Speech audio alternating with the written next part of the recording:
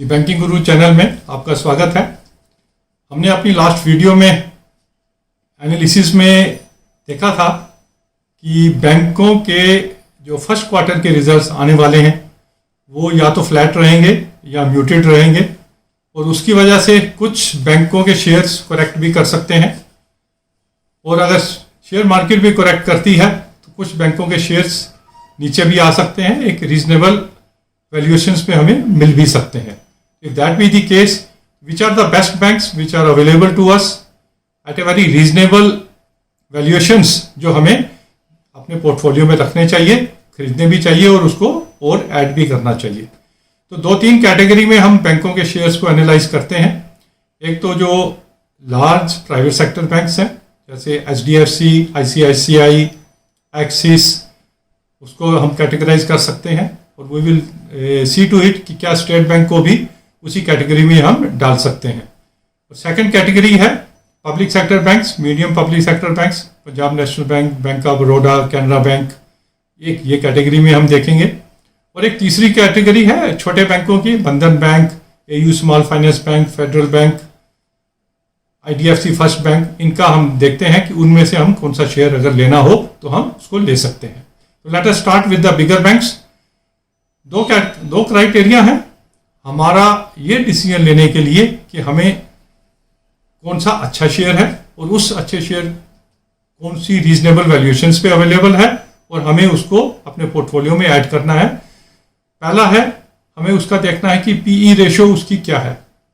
PE ratio that is price earning ratio, meaning thereby कि आज का जो प्रॉफिट एक बैंक कर रहा है से अगर किसी बैंक की PE रेशो 10 है तो उसका मतलब है कि it is a share market expectation कि अगले 10 साल तक सेम मिनिमम इतना प्रॉफिट ये बैंक करता रहेगा।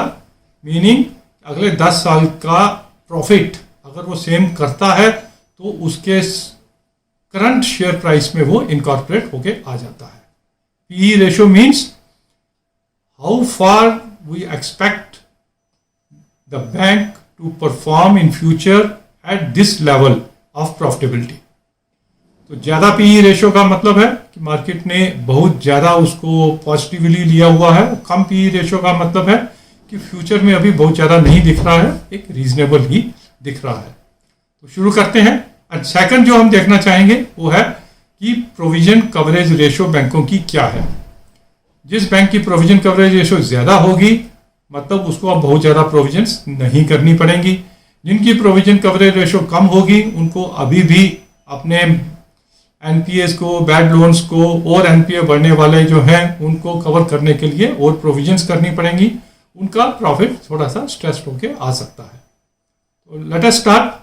पहली category HDFC bank, ICICI, axis, Kotak bank and IndusInd bank, और उसी में हमें स्टेट बैंक भी ऐड कर लेते हैं क्योंकि आप स्टेट बैंक भी एक प्रोफेशनली मैनेज बैंक कहा जा सकता है और एक रीजनेबली गुड बैंक की और लार्ज बैंक की कैटेगरी में आता है। PE रेशियोस अगर हम देखें तो HDFC बैंक की 27%, एक्सिस बैंक की 35%, ICICI की 27%, इंडसइंड की 51%, कोटक की 27% एंड इंडसइंड बैंक की 51% और स्टेट बैंक ऑफ इंडिया की है 19%। तो इस कैटेगरी में पहला तो ये होगा कि हमारा बैक ऑफ आवर माइंड कि which is the best bank, जो वेल मैनेज्ड बैंक है वो डेफिनेटली HDFC बैंक आता है।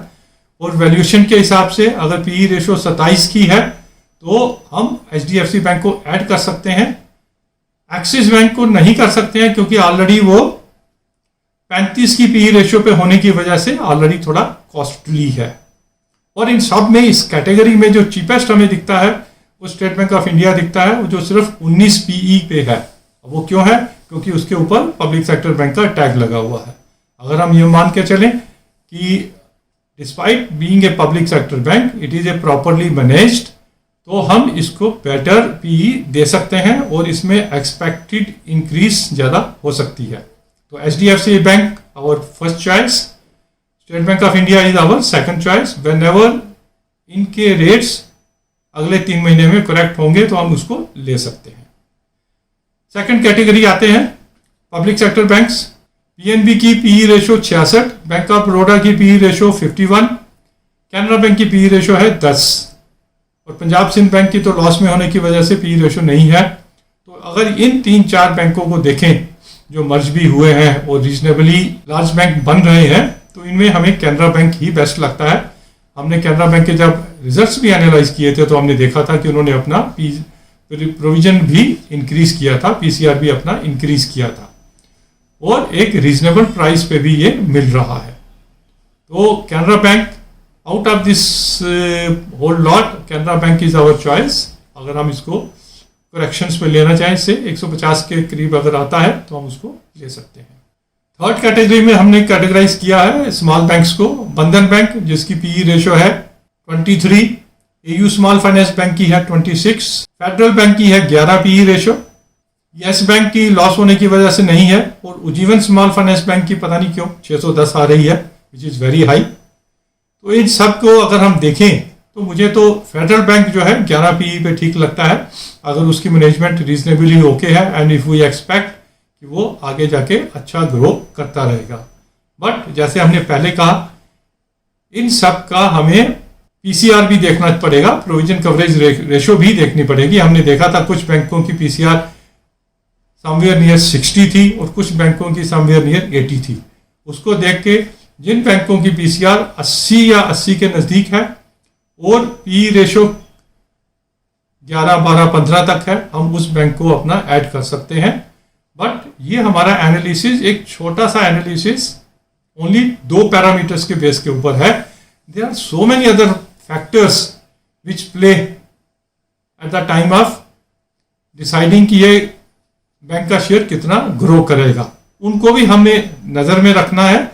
लेकिन इन 2 पैरामीटर्स को हम एज ए क्रॉस चेक रख सकते हैं whenever we are going for buying a bank share. तो हमारी रिकमेंडेशंस हैं HDFC bank, state bank of India, Canara bank और फेडरल बैंक। इनको हम रख सकते हैं whenever they will be correcting in another 3 months। Thank you very much for watching this video. अगर आपको ये एनालिसिस अच्छा लगा तो please subscribe to our channel and recommend our channel to your friends and relatives also, so that in future also we can bring some good finance and bank related topics के ऊपर हम अच्छा analysis आपके लिए लाते रहें। Thank you.